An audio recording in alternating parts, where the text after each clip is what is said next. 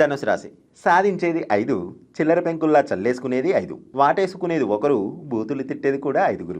YouTube హెడ్డింగ్లా టైటిల్కి కంటెంట్కి సంబంధం లేకుండా మీరేసిన బాణాలు మీకే గుచ్చుకునే మాయదారి సంవత్సరం ఇది. శనిగారు డిప్ప మీద పీకి ఏడిపించేలోపు గురువుగారు వచ్చి బిర్యానీ తినిపిస్తారు.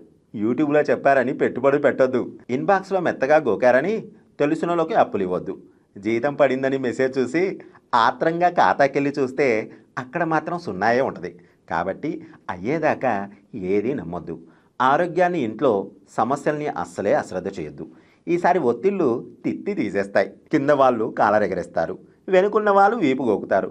మొత్తంగా చూసుకుంటే ఈ ఏడాదంతా మనసులతో కాకుండా చికాకులతో ఎక్కువగా కాపురం చేస్తారు. మంచి జరగాలంటే శనిగారికి రోజు దండం పెడుతూ దక్షిణామూర్తిని పూజించాలి. ట్యాగ్లైన్: శ్రీముఖికి మేకప్ వేసి శ్రీలీల అని నమ్మించే ఈ మోసకారి ప్రపంచకంలో చాలా జాగ్రత్తగా ఉండాలమ్మా ధనం.